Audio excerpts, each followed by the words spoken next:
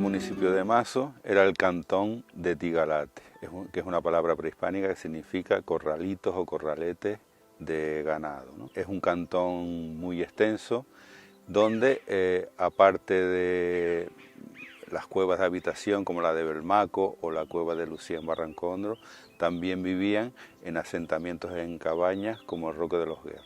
En el cantón de Tigalate, precisamente no es uno de los más ricos en estaciones de grabados rupestres, se conocen unas 15, y aparte de la de Belmaco, la más interesante es la de Barranco Hondo, que son también motivos de tipo geométrico, espirales y meandriformes, básicamente.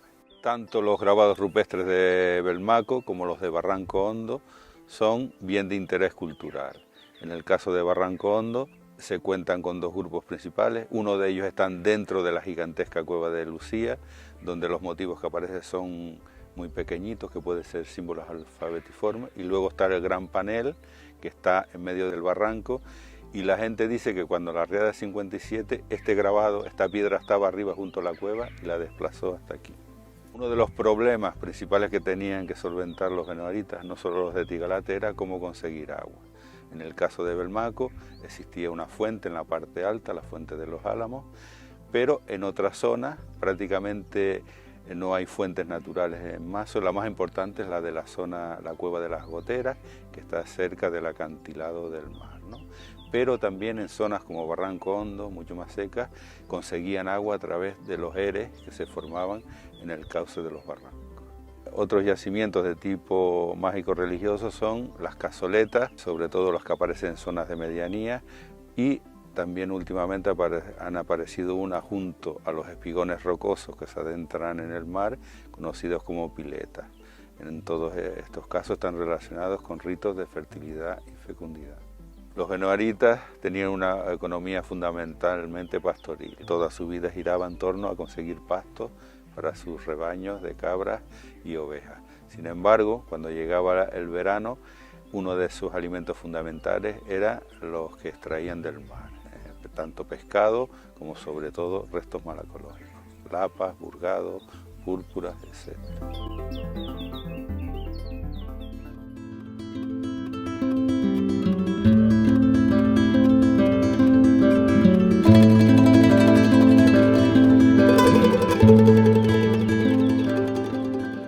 El yacimiento arqueológico de Belmaco es el más emblemático de La Palma y el más conocido fuera de nuestra isla. Los primeros datos son de 1752 por don Domingo Vandevalle de Cervellón, y desde ese momento no hubo erudito, biólogo, científico que viniera a La Palma que no visitara los grabados rupestres de Belmaco.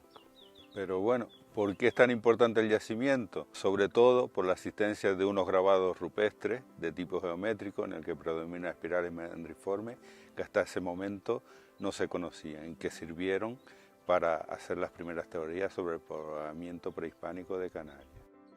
Las teorías comenzaron a surgir desde el mismo momento, como por ejemplo Viera Clavijo, que decía que eran puros garabatos, para otros era una especie de escritura.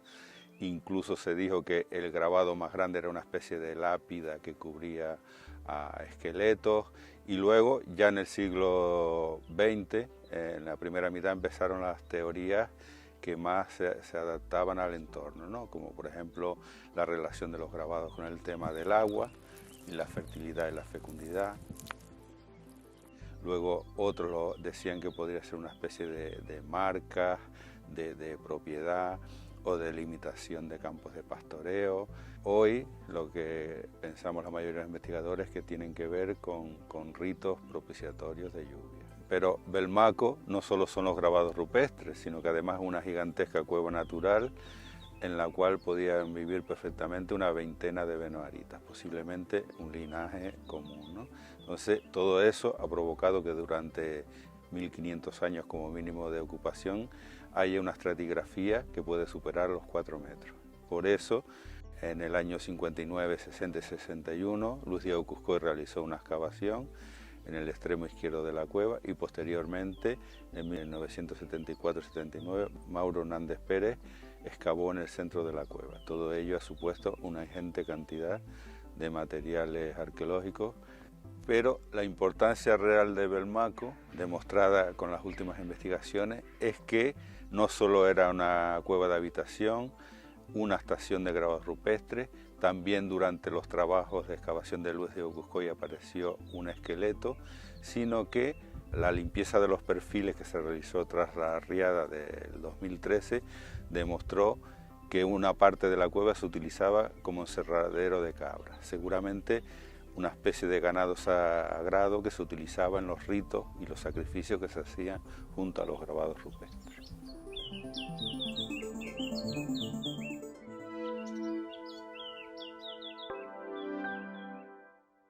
La leyenda sostiene que en la cueva de Belmaco vivían los dos señores o capitanes del cantón de Tigalate, que eran dos hermanos que se llamaban Huiro y Gareagua.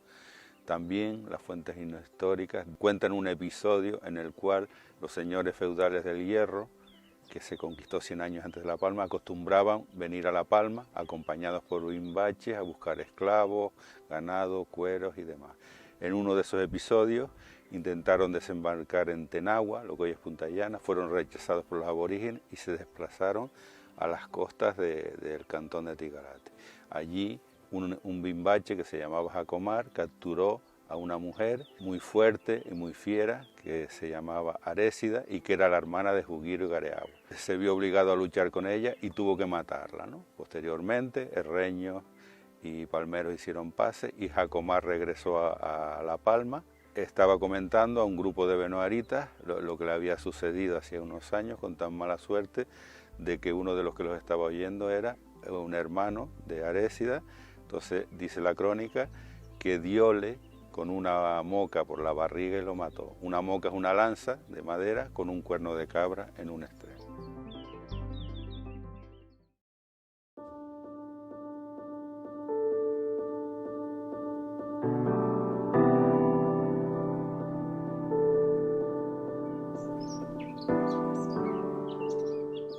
Los grabados rupestres de la Fajana fueron descubiertos de forma casual en 1982. Es el único yacimiento en La Palma y casi me atrevería a decir que en Canarias que desde el mismo momento que se descubrió se protegió con un vallado. Y esta expectación tan grande estaba motivado simplemente por la aparición de 5 motivos circulares radiados en el interior que se conocen como celiformes. El panel es el más grande que existe en La Palma y al mismo tiempo es el más complicado y abigarrado. Y por eso es uno de los más bonitos desde el punto de vista estético. Los motivos son de tipo geométrico, ejecutados con la técnica del picado. Uno de ellos está subdividido por 27 o 28 líneas, lo cual parece indicar que podría ser una especie de calendario lunar. El mismo día que se descubren los grabados de la Fajana, un vecino de la zona comentó que debajo del cementerio del Paso también habían piedras escritas. Efectivamente, los arqueólogos se acercaron aquí y descubrieron la estación del Verde, que está situada en un caboco del barranco Tenisca. Es una estación totalmente diferente a la anterior, mientras que desde la Fajana se domina una amplia extensión de todo el Valle Aridane. Desde los grabados de El Verde prácticamente se ve un pequeño tramo del barranco de Tenisca.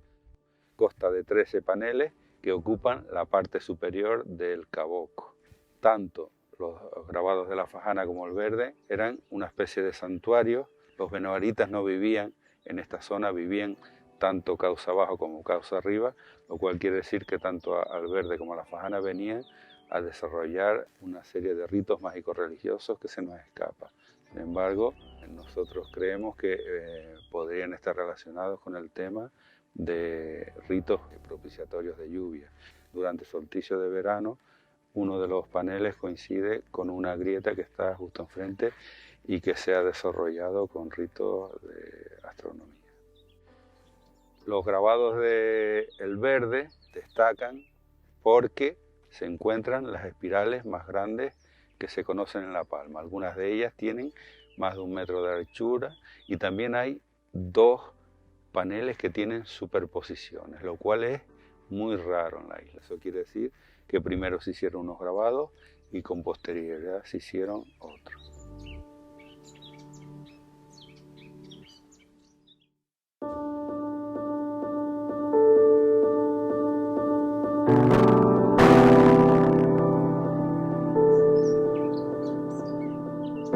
La estación de grabados rupestres de Tamarahoya es descubierta a comienzos de la década de los 70 por Mauro Hernández Pérez y es la estación más grande, tanto en extensión, aproximadamente ocupa 300 metros del lomo de Tamarahoya, como en número de paneles. Como mínimo consta de 135 paneles de todos los tamaños, desde algunos minúsculos que apenas superan los 10 centímetros a otros de más de 3 metros. La temática es de tipo geométrico, destacando el grupo de las espirales, círculos, semicírculos monocéntricos y mendriformes. También hay algunos paneles, aunque sobre todo algunos motivos, ejecutados con la técnica de la incisión. En el caso de Tamarahoya está formada por 3 grupos y en el grupo situado a menor altitud coincide justo a la altura está o mana la fuente de Tamarahoya, que para los vecinos del Paso sus aguas eran medicinales. Entonces es muy posible que esta estación esté relacionada pues, con los ritos que se relacionaban en torno al agua, ¿no?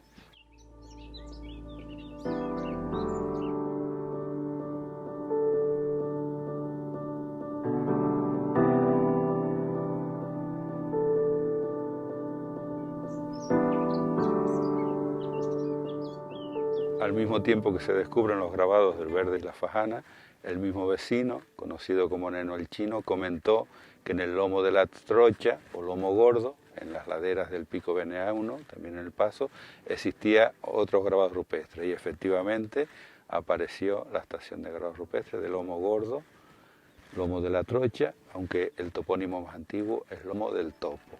Consta de 36 grabados de tipo geométrico ejecutados con la técnica del picado. Muy cerquita de allí hay otra estación conocida como Lomo Gordo 2 que consta de 14 paneles, en el que destaca sobre todo una perfecta espiral. Los grabados de Lomo Gordo son completamente diferentes en cuanto a situación, soportes y demás a los de la Fajana y el Verde, puesto que ocupan la parte superior del lomo más ancho y más apacible para subir al Pico Venado. Es posible que allí se desarrollaran ritos mágicos religiosos, pero también podría estar señalando precisamente la asistencia de ese sendero o camino o ruta pastoril, llevaba desde los lugares de habitación permanente, en el Barrial, en Tenerra y demás, hasta los bordes de la caldera, y desde ahí podían penetrar hacia el interior del Parque Nacional.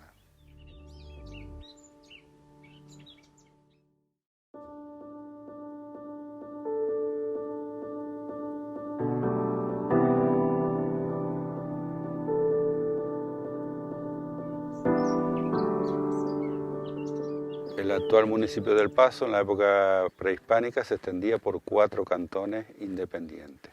El núcleo principal, donde están situadas estas 4 estaciones, era Aridane, pero luego estaba Aceró, que es la actual Caldera Taburiente, y luego Tibulla y Anguareme. Por eso el Paso es uno de los municipios que mayor riqueza arqueológica tiene. En el capítulo de las estaciones de grabados rupestres también hay que decir que el Paso tiene una importancia muy destacada, puesto que si sacamos Garafía, que es el municipio que más tiene, en el Paso ahora mismo se conoce en torno a un centenar de estaciones de grabados rupestres y desde luego entre ellas las 4 más interesantes o de las más llamativas desde el punto de vista visual y estético son la Fajana, el Verde, Tamarahoya y Lomo Gordo.